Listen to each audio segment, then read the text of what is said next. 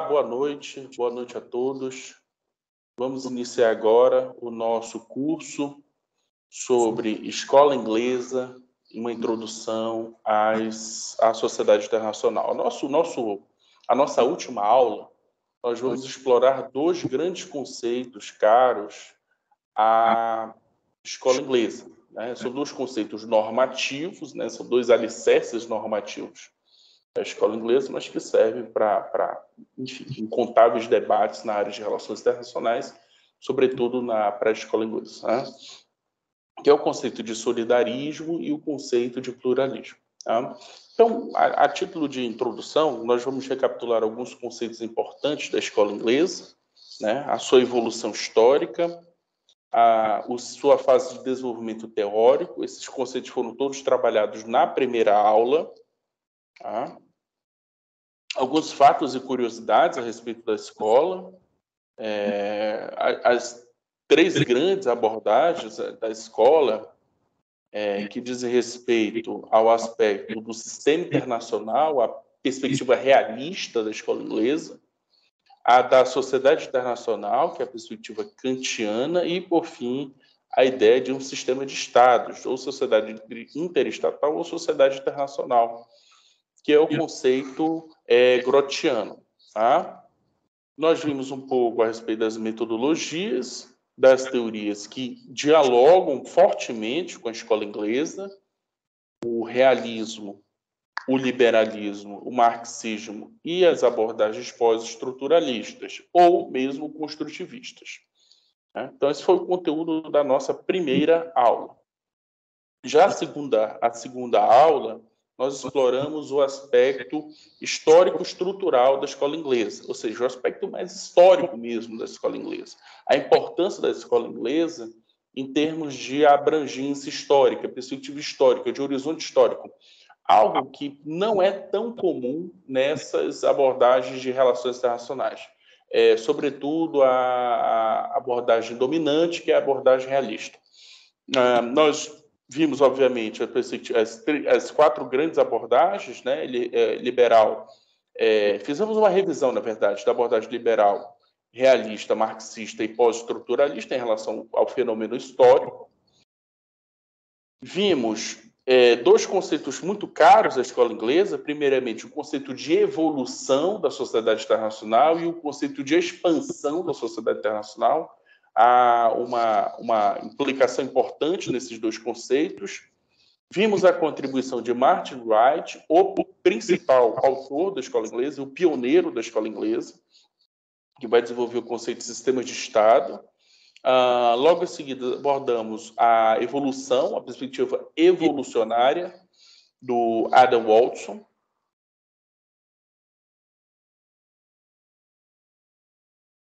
E, por fim, a perspectiva de Radley Bull, que é o terceiro grande alicerce da escola inglesa de relações internacionais. Então, são os três grandes alicerces da escola inglesa.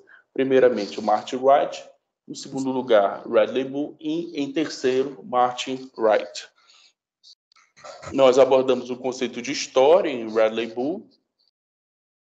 E, enfim, finalizamos a nossa segunda aula tomando essa perspectiva teórica, normativa a respeito da escola inglesa na sua configuração geral. E a aula de hoje, como já anunciado, né, já anunciei num primeiro momento, ela vai ser uma grande discussão a respeito de duas questões normativas.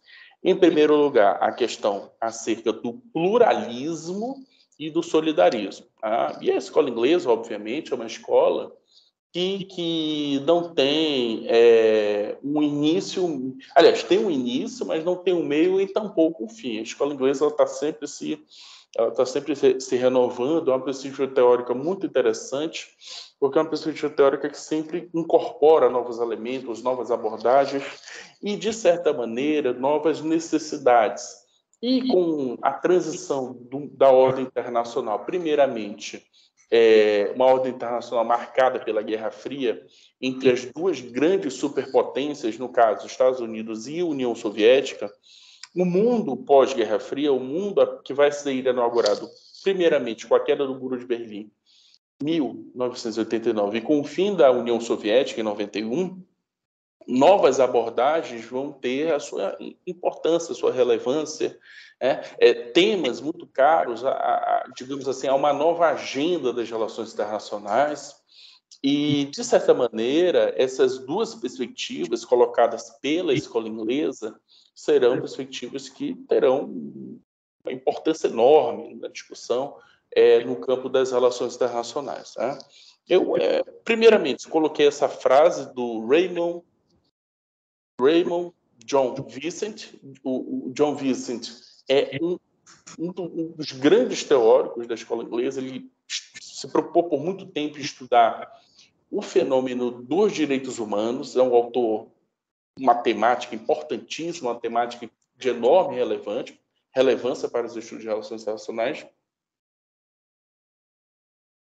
E o John Vincent, ele vai problematizar justamente a questão da intervenção dos direitos humanos. Direito de intervenção, direito de não intervenção e o tema dos direitos humanos. Como é que isso, de certa maneira, vai ter uma importância, um diálogo, enfim. Como é que a escola inglesa vai, de certa maneira, encarar esse assunto, discutir esse tema de uma perspectiva teórica e histórica.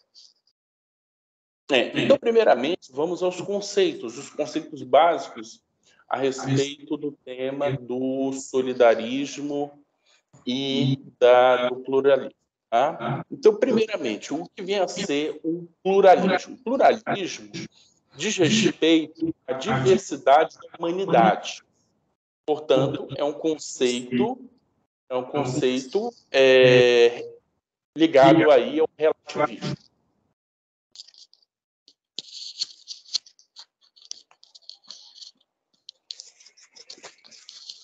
Um conceito ligado ao relativismo. Tá? Primeiramente, a sociedade pluralista é composta por múltiplos estados soberanos. A perspectiva da sociedade internacional pluralista ela é marcada, sobretudo, por regras pluralistas, normas que provêm da estrutura de existência. Tá? Então, esse é o primeiro momento, esse é o primeiro grande conceito da escola inglesa, o conceito de pluralismo que diz respeito ao relativismo. Em segundo lugar, nós vamos ter a ideia de solidariedade. Sociedade de Estados precisa promover os direitos humanos com intervenções humanitárias. É uma perspectiva de um universalismo. A sociedade solidarista abarca toda a população humana. A sociedade internacional solidarista, esforços coletivos das regras internacionais e a garantia dos direitos humanos. O solidarismo é, portanto, uma extensão da sociedade internacional e não a sua transformação. Por que esses dois conceitos são muito importantes? Porque são os dois conceitos que serão muito bem conceitos normativos, obviamente, mas que terão muita importância nos debates a respeito do direito de intervenção. Em momentos de guerra, de conflitos armados, em momentos de transição de conflitos armados para momentos de paz, etc. Então, de certa maneira, a problemática da escola inglesa vai tentar abarcar essa realidade do sistema internacional, da ordem internacional, enfim, os temas relacionados à sociedade internacional como um todo. O primeiro momento, que é a ideia do relativismo, ela traz consigo uma concepção mais estatocêntrica, ou seja, é uma concepção ainda cuja percepção gira em torno da ideia do Estado Nacional, ao passo que o conceito de solidariedade ele é muito mais abrangente, ele está para além do Estado. Aqui nós temos uma discussão, que é uma discussão não só importante das relações internacionais, mas uma discussão também filosófica. Afinal de contas, o que é o local e o que é universal? Como nós podemos entender as peculiaridades culturais específicas de cada comunidade humana e os seus aspectos universais como um todo? Então, essa é uma grande preocupação que está sendo colocada aqui. Até que ponto, por exemplo, os direitos humanos podem própria concepção, até que ponto isso tem valor verdadeiramente universal ou isso tem apenas um valor local, isso pode ser usado apenas para efeitos locais. Então, é por aí que a escola inglesa procura discutir os seus assuntos. Tá? E como nós, de certa maneira, já passamos por outras abordagens, o que é importante reiterar aqui é que a escola inglesa se propõe a ser, antes de tudo, um grande debate. É raro você encontrar um teórico da escola inglesa que tenha posto o assunto, o debate, ou mesmo suspender o debate, dizendo que o debate já acabou. Pelo contrário, é um debate que sempre se renova. E os autores da escola inglesa, cada um vai ter uma filiação, eles vão buscar suas filiações teóricas. Tá? Ora mais realistas, ora mais liberais, ora mais próximos da escola marxista, ora de uma abordagem mais pós-estrutural, ou mesmo colonial, ou mesmo ainda construtivista. Né? Então, essa grande conversa é certamente um grande ponto, é a grande contribuição acadêmica da escola inglesa. Tá? E essa grande conversa, obviamente, busca abordar lógicas distintas, lógicas que estão muitas vezes em conflito. Tá? E daqui nós temos dois grandes conceitos: o conceito de ordem e justiça. Tá? Algo formalizado nos seus devidos termos no debate entre pluralismo e solidarismo. Em linhas gerais, a leitura, o debate se sustenta sobre como a sociedade internacional, sobretudo o sistema internacional, caminha para uma sociedade mundial.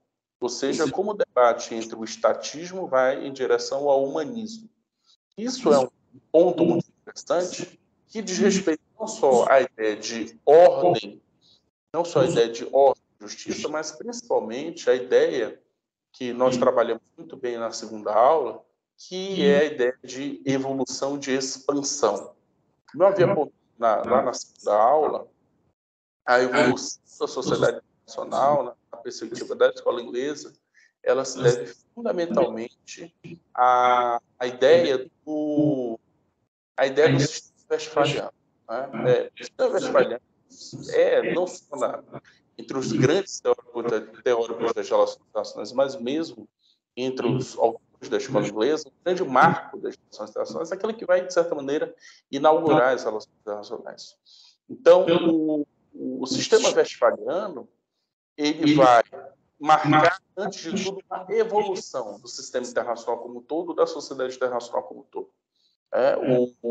Essa evolução, ela tem, no primeiro momento, a sua identidade westphaliana, ou seja, eurocêntrica em essência. Tá? E, no segundo momento, esse sistema converte-se numa espécie de expansão. Ou seja, zonas do mundo, zonas do planeta que não foram ainda tocados pelo sistema westphaliano serão, mais cedo ou mais tarde, afetados por essa lógica. Né? A ordem westphaliana, o sistema westphaliano é um sistema que tem o seu aspecto evolutivo e o seu aspecto expansivo.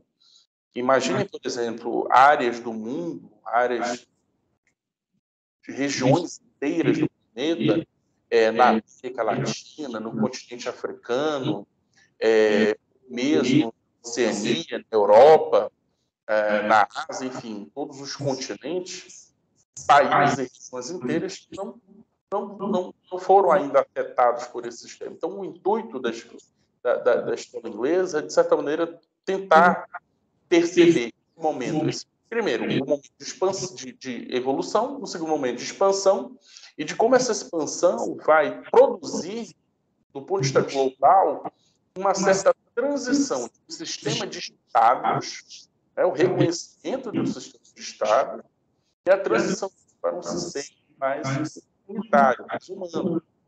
Ou seja, um sistema outrora fixado na ideia do Estado, sistema dado na ideia do ser humano.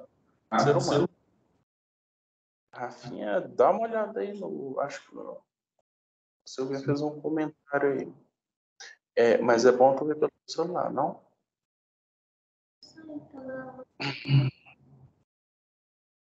Tá, continuando.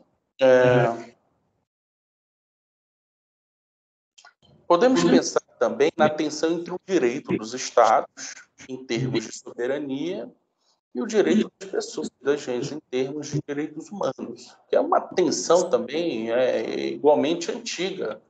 Ou seja, até que ponto nós temos uma soberania estatocêntrica, uma soberania focada nas pessoas, nos estados nacionais, para uma soberania focada nas pessoas, nos seres humanos. Né? Essa é uma discussão que remete à teoria política inteira. Se nós pensarmos, por exemplo, no debate dos contratualistas, as Hobbes, ou mesmo de Jean-Jacques Rousseau, essa preocupação se passa, ela certamente está colocada ali. Né? De um lado, nós temos Thomas Hobbes, que pensa a soberania em termos de um monarca, de um rei, de uma pessoa que personifica a vontade do Estado nacional. Né? Essa perspectiva hobbesiana, mesmo porque na concepção hobbesiana há necessidade de se pôr um fim à guerra de todos contra todos. Né? Afinal de contas, o estado de natureza em Hobbes é um estado de natureza em eterna tensão e eterno conflito, em guerra. Né? Daí a frase de Hobbes, frase muito conhecida de Thomas Hobbes, o lobo é o homem, é o lobo do homem. Né? E, por outro lado, uma ordem já perfeitamente organizada em termos de uma sociedade civil, né? De uma sociedade civil onde o Estado vai ter um papel importante, né? Mas esse papel importante do Estado, ele só de fato se legitima do ponto de vista da soberania a partir do momento que aquilo é legitimado pelo povo. Então, essa é a perspectiva agora, não mais hobbesiana, e sim russoniana. O Rousseau, ele vai falar de uma soberania popular, algo muito forte nos debates constitucionais de teoria política, sobretudo no século XVIII, XIX e XX, né? Principalmente ali a partir da Revolução Francesa. E essa percepção russoniana de uma soberania popular, de uma vontade popular, nos termos russonianos propriamente, uma vontade geral, vão nortear, de certa maneira, esse embasamento normativo aqui da escola inglesa. Né? E aqui nós temos uma segunda grande discussão, uma perspectiva muito importante agora da escola inglesa, que diz respeito ao direito internacional. Né? Nós temos, basicamente, o direito internacional público, a evolução do direito internacional público. Aqui eu estou fazendo uma distinção entre o público e o privado, embora a escola inglesa não entre tanto nessa distinção dessas duas ramificações do direito, mas aqui o que nós tratamos fundamentalmente é do direito público. Tá? E esse direito público é também igualmente pensado em termos de uma transição de um direito estocêntrico para um direito mais humanitário. E aqui nós temos duas grandes orientações jurídicas nas relações internacionais. Primeiramente, uma orientação baseada no direito natural. No direito natural muito resultado da discussão filosófica que foi feita durante séculos e séculos, de Santo Agostinho a Santo Tomás de Aquino, passando por Francisco de Vitória, passando principalmente por Grotius, ou mesmo Hobbes, ou mesmo Kant. O direito uma preocupação muito grande em relação ao direito natural. E uma transição do direito positivo, positivado, com prescrições jurídicas que vão beber muito da fonte do direito romano. Então, aqui, de certa maneira, nós temos uma discussão interessante também no âmbito da escola inglesa a respeito dessas duas abordagens do direito. Direito nacional, natural, aquilo que vai se aproximar bastante de uma ideia de campo law, e, por outro lado, o direito humano, né? O direito mais positivo. Aqui nós entramos numa discussão interessante também, do ponto de vista da escola inglesa, que diz respeito à ideia da guerra. né? Os autores da escola inglesa se preocuparam muito com o tempo da guerra. Né? É uma preocupação que está, sobretudo, em Bradley Bull. Tá? E essa questão de lei, e em segunda leitura eu faço os comentários necessários. A guerra, na visão de Bull, é a violência organizada de unidades políticas umas contra as outras. Deveríamos distinguir a guerra no sentido flexível da violência organizada, que pode ser realizada por qualquer unidade política. Uma tribo, um império antigo, um principado feudal, uma facção civil moderna. Da guerra em um sentido restrito de guerra internacional ou interestatal. Violência organizada travada por estados soberanos. No sistema de Estado moderno, somente a guerra, no sentido restrito, a guerra internacional é legítima. Os estados soberanos buscam preservar para si mesmos o monopólio da violência. Em qualquer real unidade que possa ser chamada de guerra, as normas ou regras legais ou não sempre desempenham função. E aqui, essa interpretação do Bradley Bull a respeito da guerra é uma que remonta, de certa maneira, toda a tradição sociológica dada por Max Weber. O Max Weber, grande teórico alemão da sociologia, enfim, e ele é o responsável pela ideia de que o Estado exerce uma espécie de monopólio da violência legítima. Isso é um detalhe importante. E não só em relação aos cidadãos que cometem crimes, agressões contra outros, etc. Né? O Estado, no caso, teria uma função repressiva em relação a esses cidadãos. Mas aqui o Bradley Bull expande essa ideia weberiana para o próprio direito internacional, para o direito da guerra em essência.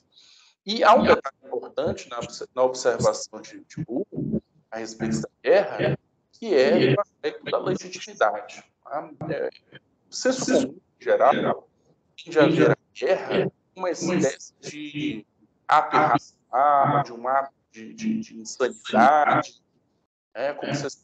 como se a guerra fosse uma questão de temperamento ou de psicologia. Bom, a percepção que o Bull traz a respeito do tema não é bem essa. Pelo contrário, Bull destaca o aspecto racional da guerra, o aspecto ligado a uma questão de legitimação da guerra. Guerra como um tema, não só, obviamente, político propriamente, mas também um tema ligado à lei, ao direito. Afinal de contas, como o próprio Bradley Bull destaca aqui no seu texto, a guerra ela é toda permeada e atravessada por regras, quer formais, quer informais.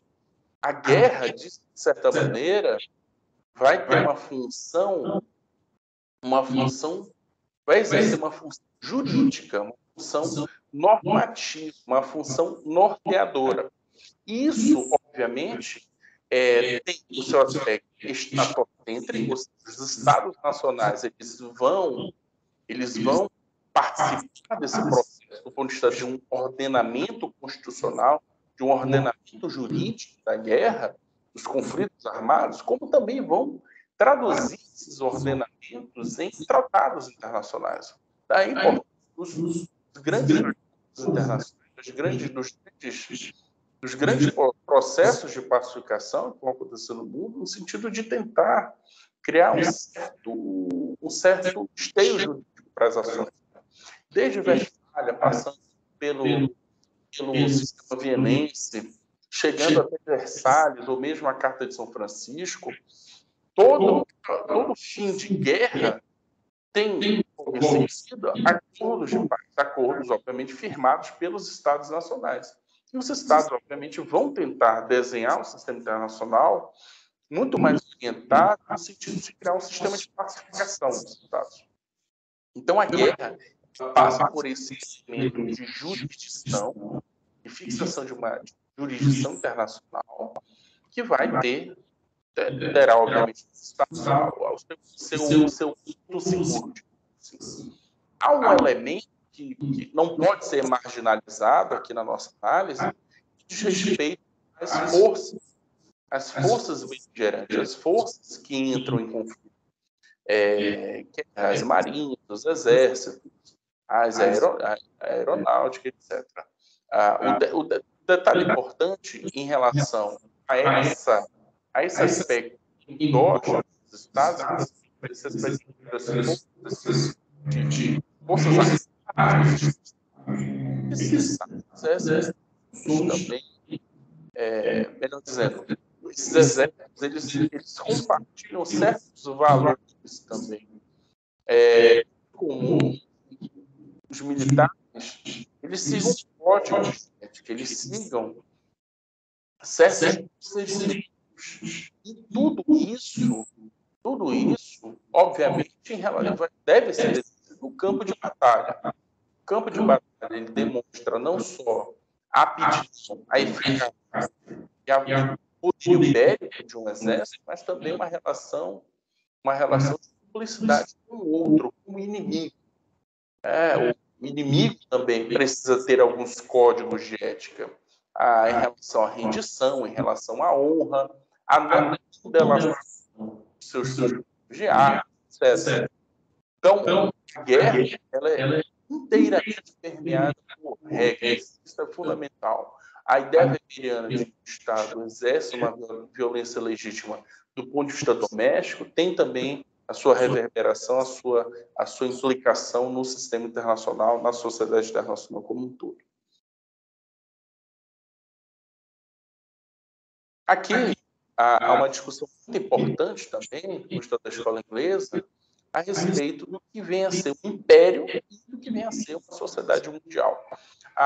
Uma das grandes preocupações da escola inglesa em relação a esse assunto, pelo fato de eles terem, de todos eles, de certa maneira, os membros da escola inglesa, eles teriam uma origem britânica, uma origem de um país que, por muitos séculos, governou o mundo. Governou de forma imperial, utilizando as guerras, conflitos armados, etc.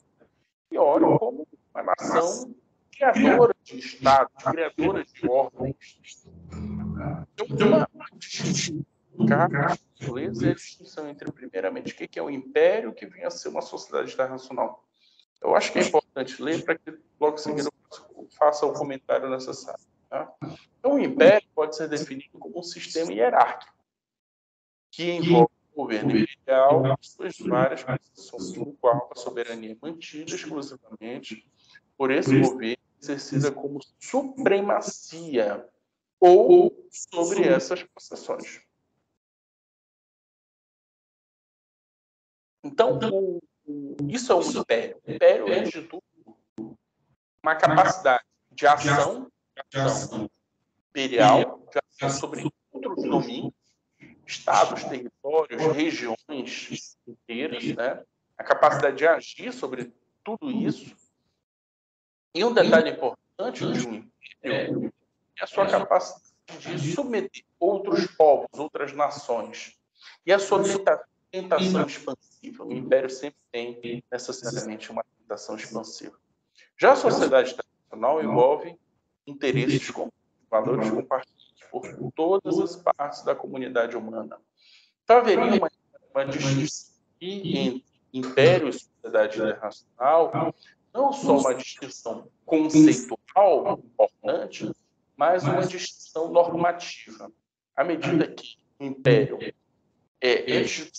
a capacidade de impor uma autoridade, de impor muitas vezes até uma soberania, como foi o caso, por exemplo, do próprio Império Britânico, que por muitos séculos foi um império que atuou praticamente em todo o mundo, né? Em todas as regiões do mundo, as possessões britânicas estavam lá, regiões inteiras sob domínio britânico, qualquer região, continente africano, Ásia, Oceania, América do Sul, América Central, né? E por outro lado, como esses impérios ou esse império propriamente, como ele pode, de certa maneira, socializar os seus valores. Isso é um dado importante aqui, trazido da escola inglesa. Ou seja, mesmo no momento de expansão imperial, mesmo conflitos armados, guerras, enfim, o contraponto disso fosse, de certa maneira, o compartilhamento de valores verdadeiramente mundiais. A preocupação da escola inglesa, embora hoje essa discussão possa parecer um tanto utópica, mas é uma preocupação no sentido de tentar normatizar, de tentar socializar para toda a comunidade humana, ou seja, para todos os cidadãos do mundo. Aqui é uma perspectiva, obviamente, cosmopolita, kantiana, por excelência, de valores que podem ser compartilhados, como a amizade, o amor, valores ligados à justiça, valores ligados ao direito, à ideia de tolerância. Então, esses valores são todos eles compartilhados pelo fato de se ter aí, no caso, uma sociedade mundial, né? E a ideia por trás dessa sociedade mundial obviamente, uma ideia kantiana, uma ideia de inspiração kantiana. Se nós tivermos, por exemplo, em mente aqui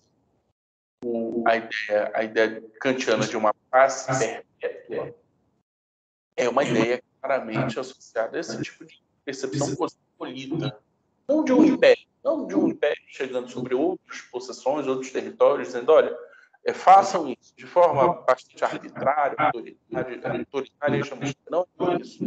A discussão aqui é a atitude de um compartilhamento livre e racional de valores. Obviamente, a perspectiva kantiana. Kant, quando fala uma perspectiva cosmopolita, ele fala desses valores que são compartilhados por todos. Porque todo ser humano é racional, todo ser humano é dotado de razão. E por isso mesmo o direito ele é possível para todos. Independente de cor de pele, de raça, de cultura, de língua, qualquer ser humano vai ter em si a racionalidade que Kant tanto reivindicava. Outro tema muito importante, né, e aí dando continuidade a essa abordagem kantiana do sistema internacional, diz respeito a, de fato, alguns indícios, né, de que nós caminhamos em direção a essa sociedade internacional. Esse cosmopolitismo kantiano, essa perspectiva kantiana, vai abarcar alguns elementos importantes, como, por exemplo, a Carta das Nações Unidas, uma carta, diga-se de passagem, assinada por praticamente todos os Estados nacionais, todos os Estados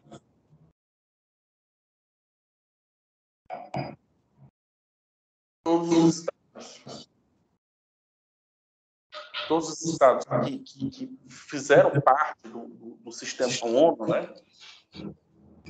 Então, de certa maneira, eles são signatários dessa carta e não só signatários, como partícipes dos princípios ali escritos. Outro ponto importante, numa perspectiva de uma sociedade mundial, diz respeito ao papel das organizações internacionais para fins ou com fins humanitários. Aqui é um elemento muito importante, porque o direito humanitário ele vai ser universalizado, de certa maneira, ele vai ser aceito pelos Estados nacionais. E, por fim, não menos importante, a perspectiva de tribunal internacional para julgar justamente crimes contra a humanidade, crimes que vão lesar a humanidade. Então, na perspectiva da escola inglesa, esses elementos são os elementos que vão funcionar como uma espécie de roteiro. Olha, o mundo, de fato, caminha para um tipo de sociedade mundial. Obviamente que não é o intuito da escola inglesa, em nenhum momento da escola inglesa, os teóricos da escola inglesa, eles falam numa evolução no sentido etapista, né? Como se, por exemplo, o sistema internacional que é a perspectiva realista, isso foi superado por uma perspectiva de uma sociedade internacional, que será superada por uma sociedade mundial. Não é essa a perspectiva da escola inglesa. Pelo contrário, eles mostram que há a possibilidade de que esses sistemas possam ter até um laço de convivência, vamos dizer. Eles possam conviver, eles possam compartilhar e eles possam funcionar como se fossem sistemas próximos uns dos outros. Tanto a perspectiva da sistemia realista, quanto a perspectiva de uma sociedade no sentido liberal do termo. E outro tema importante da escola inglesa diz respeito ao tema da responsabilidade. E aqui nós temos também, né, a ideia de que essa responsabilidade ela flui como se fossem responsabilidades igualmente compartilhadas. Então, nós temos uma responsabilidade nacional, internacional e humanitária, segundo aquelas três grandes perspectivas da escola inglesa. Primeiramente, sistema internacional, depois uma sociedade internacional e, por fim, uma sociedade mundial. Então, a perspectiva realista é uma perspectiva dentro da ideia de segurança internacional. Ou seja, de que o Estado ele exerce uma função protetiva, uma função de defesa dos seus nacionais, dos seus cidadãos, e que por isso legitima esse sistema. E isso faz com que temas como nacionalismo, defesa nacional, interesse nacional sejam os temas associados a essa arte de governar com uma perspectiva realista. A segunda grande perspectiva da responsabilidade diz respeito ao direito internacional. O direito internacional, leia-se, o direito entre os Estados nacionais, entre os governos, entre os governantes. Ou seja, os Estados eles saem da sua esfera puramente interna, doméstica, e alcançam um horizonte compartilhado, um horizonte de compartilhamento de regras. Isso, obviamente, permite que aquele sentido de soberania estreito, de soberania vinculado única e exclusivamente aos Estados nacionais, isso seja flexibilizado. E possamos ter aqui algum tipo de soberania compartilhada. Ou mesmo, para usarmos os termos recentes, processos de cooperação, processos de integração.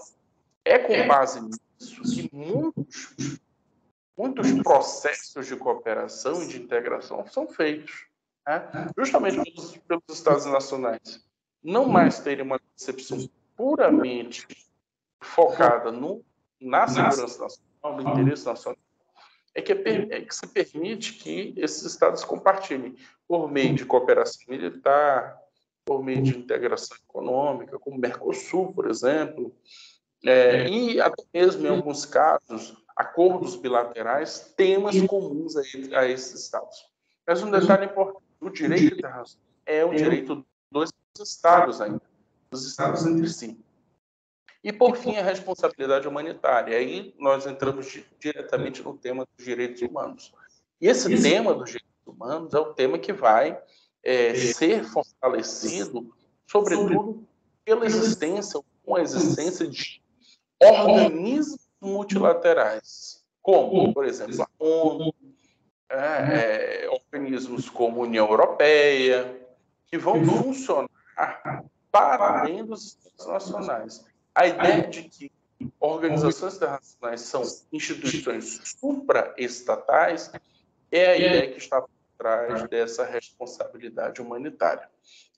Aqui, obviamente, nós temos organizações internacionais, organismos internacionais, das mais diferentes orientações, das mais diferentes matizes, mas que vão ter algo em comum: a defesa dos indivíduos, a defesa dos cidadãos, a defesa da pessoa humana para além da sua nacionalidade, para além dos seus vínculos em relação aos Estados nacionais.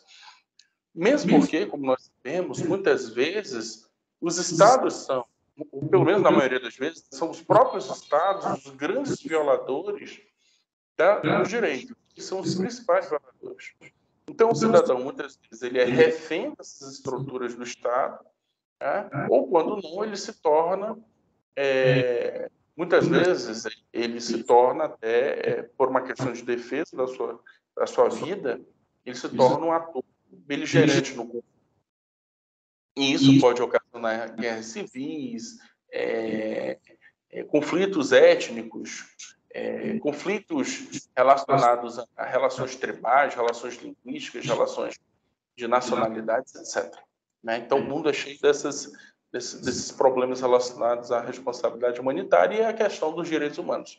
E a importância de organismos supranacionais que possam, de certa maneira, controlar ou mesmo conter, e, em alguns casos, limitar a ação de Estados contra indivíduos.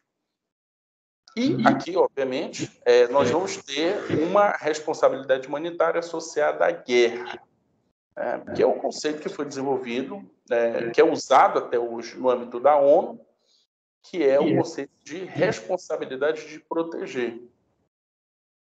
E esse conceito de responsabilidade de proteger, que é um conceito, ainda hoje, muito usado pela ONU, sobretudo pelo Conselho de Segurança da ONU, tem uma implicação muito interessante para nós pensarmos igualmente a questão dos direitos humanos e do direito humanitário. Então, o que tem esse conceito? Primeiramente, a soberania do Estado implica a responsabilidade, e a principal responsabilidade pela proteção de seu povo recai sobre os próprios. Só que nós temos uma concepção bastante realista da situação, ou seja, o Estado é o principal instrumento de defesa dos indivíduos, da defesa dos indivíduos não só contra o próprio Estado, contra em relação à propriedade desses indivíduos, vida, liberdade e bens, mas também, principalmente, contra agressões externas. Como nós sabemos, os Estados nacionais muitas vezes entram em conflitos armados e cabe ao Estado nacional defender a sua população, defender os seus cidadãos. O desdobramento desse conceito de responsabilidade de proteger aparece no segundo momento, onde uma população esteja sofrendo sérios danos em resultado de guerra civil, insurgência, repressão ou falência do Estado. E este não tem disposição ou capacidade de impedi-lo ou evitá-los. O princípio da intervenção se curva à responsabilidade internacional de responder. Então, se num primeiro momento nós temos uma responsabilidade do Estado Nacional de proteger seus cidadãos, e numa eventual fragilização desse Estado, quer por razões relacionadas a conflitos, quer por razões relacionadas a guerras civis, ou mesmo a possibilidade de aquele Estado se tornar um Estado falido, aí sim haveria uma espécie de coalizão internacional que teria a função de proteger os nacionais, os indivíduos. Imaginemos, por exemplo, um governo, uma autocracia, um governo autoritário, que resolva eliminar parte da população, ou mesmo prender parte da população e, enfim, promover algum tipo de genocídio. Haveria, nesta situação, uma responsabilidade da comunidade internacional de proteger quem? Proteger justamente aqueles cidadãos, aqueles indivíduos que estão sendo afetados por esse ato de beligerância do governo nacional. Tá? Então, esse conceito de responsabilidade de proteger é um conceito muito importante e que tem suas raízes na discussão a respeito dos direitos humanos e do direito humanitário no âmbito da escola inglesa. Tá? Então, aqui nós encerramos a nossa terceira aula. Esse tema normativo da escola inglesa é um tema de extrema importância para pesquisa, para discussão teórica, discussão metodológica, e é um tema que muitas vezes a gente não tem noção de que essa discussão foi, antes de tudo, travada no âmbito da escola inglesa. Muitas vezes são conceitos que são usados entre os estudantes de relações internacionais, no âmbito do direito, enfim. É uma discussão que nasceu lá com as inglesas de relações internacionais. Então, eu fico aqui, agradeço a todos pela audiência e até a próxima.